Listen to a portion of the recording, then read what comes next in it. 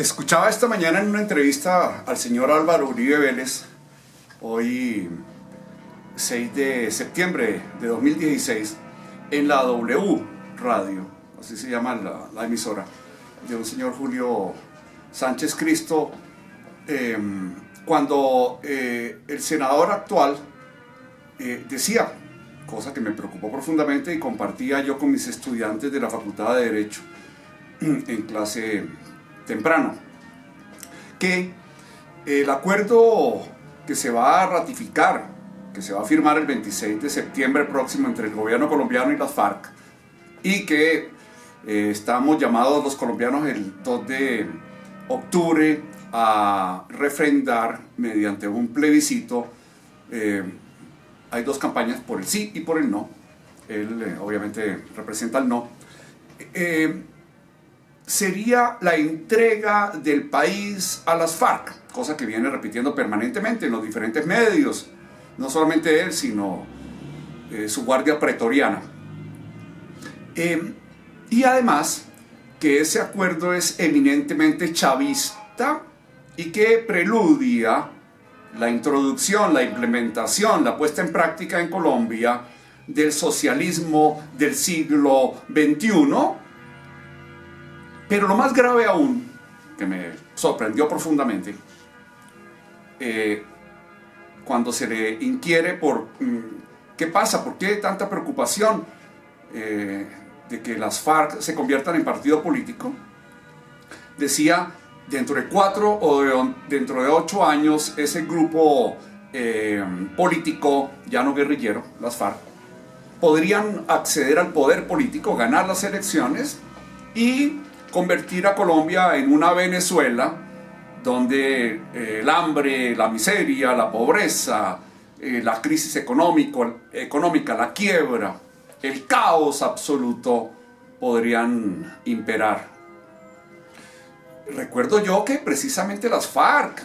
y otros movimientos guerrilleros, incluyendo el MRL del otrora presidente López Miquelsen, surgen precisamente por la exclusión, por la discriminación, por el aislamiento, por la intolerancia, por la falta de respeto a quienes no compartían las ideologías de los partidos liberal y conservador, causantes, responsables de la hecatombe que significó la guerra civil entre 1946 y 1957. El Frente Nacional entre 1958 y 1978, o más bien 1974, que fue la repartición del poder político entre esos dos partidos, alternándose cada 4 años en el poder, significó eso, la exclusión, la intolerancia de grandes sectores políticos que no se sentían representados en ninguno de esos dos partidos. De ahí surge, en buena parte, por ese motivo, la guerrilla, la actual guerrilla, que está comprometida en este momento de acuerdo con lo pactado con el gobierno nacional, y que ya empezó a aplicar y que viene demostrando su voluntad política, su decisión de desmovilizarse desde hace más de un año con el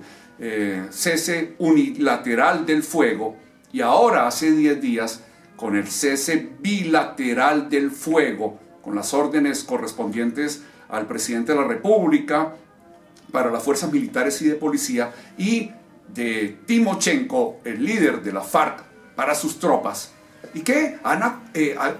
ahorrado cientos de víctimas. Decía el presidente de la República ayer, precisamente, 5 de septiembre, que en los 8 días que llevaba el cese de la guerra, la terminación de la guerra efectiva entre el gobierno nacional, entre el Estado colombiano y las FARC, se habían ahorrado algo más de 80 vidas, 80 muertes. No habían muerto 80 personas aproximadamente, de acuerdo con la serie estadística histórica del conflicto. Ahora, dice el señor Álvaro Uribe Vélez que él no reconoce el conflicto y que por tanto tampoco reconoce el posconflicto. Pues obviamente que así no se puede tratar, no se puede hablar, no se puede conversar, no se puede negociar. Habrá que seguir, supuestamente de acuerdo con la posición de la extrema derecha representada por el señor Uribe, en guerra permanente, continua, hasta que finalmente se erradiquen a sangre y fuego. Recordemos a Laureano Gómez y a la extrema derecha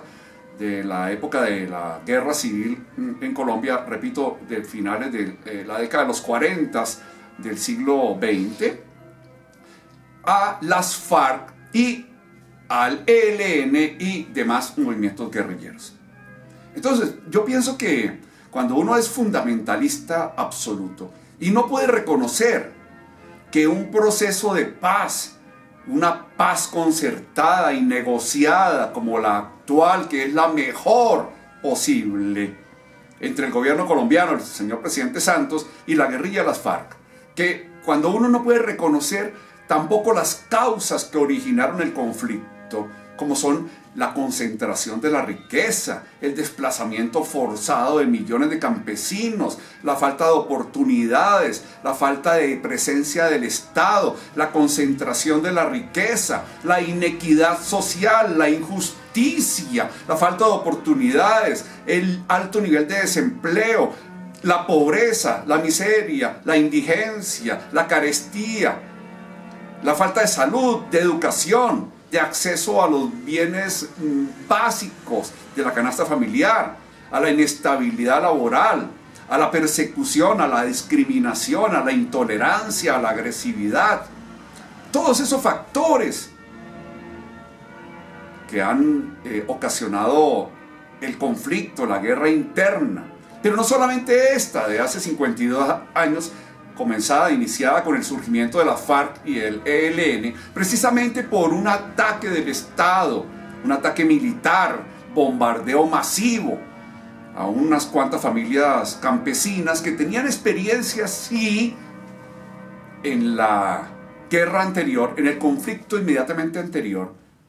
como guerrilleros liberales del Tolima, del Llano y de otras regiones, que fueron azotadas profundamente por la violencia conservadora fundamentalmente, pero también liberal, de los chulavitas, de los pájaros, del ejército conservatizado, de la policía convertida en un grupo paramilitar, en un grupo criminal, en una policía política, esa sí, no la que plantea el señor Uribe. Y cuando no se reconocen todos estos elementos, estos factores, estas causas históricas, que también son las mismas de las más de una docena de guerras intestinas, nacionales o regionales en el siglo XIX, guerras civiles, o las guerras internas que se dieron en Colombia en la primera mitad del siglo XX. No es más que recordar la masacre de las bananeras, por ejemplo. Cuando yo no reconozco esas causas objetivas, económicas, sociales, políticas, pues no puedo resolver el conflicto. Aquí no se trata de terminar la guerra a punta de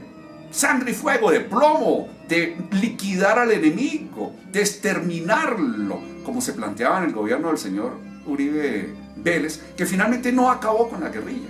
En este momento estamos disfrutando de una paz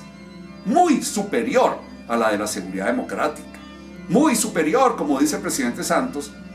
pero no podemos seguir en una campaña de mentiras, de infamias, de falsedades, de falacias,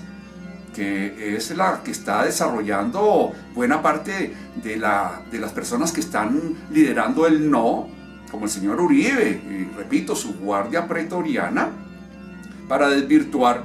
y sabotear e impedir que por fin Colombia ingrese en una era de paz que generará progreso, desarrollo, crecimiento económico, libertades, inclusión, participación democrática, ¿A quién no le cabe en la cabeza que no sea insano, que es 1000 veces mejor tener a los que actualmente son miembros del secretariado de las FARC, comandantes de frentes o de compañías o de escuadras, guerrilleros, que son alrededor de 7.000, 8.000, según las fuerzas militares, en lugar de estar disparando, en lugar de estar desarrollando actividades militares, enfrentamientos, confrontaciones de carácter bélico en las montañas,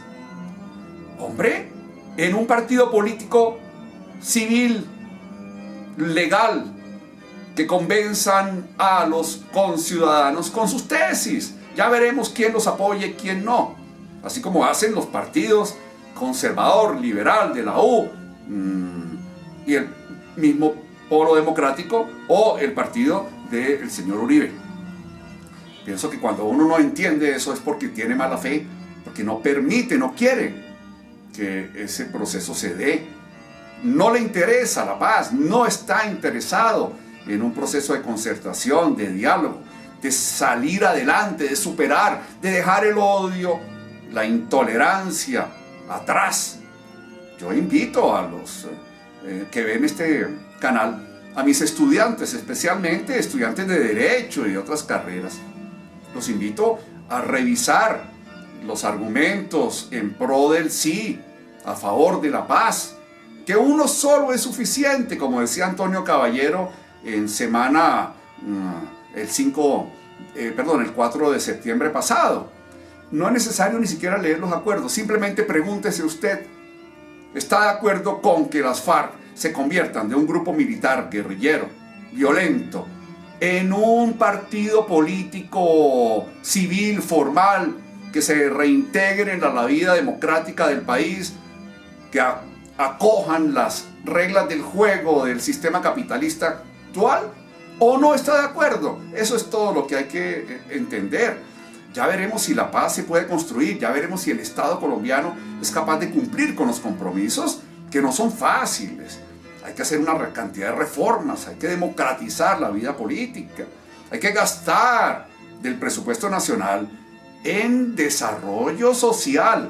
hay que incluir democráticamente a quienes siempre han estado excluidos, a quienes han sido maltratados, discriminados por personas como el señor Álvaro Uribe Vélez, que simplemente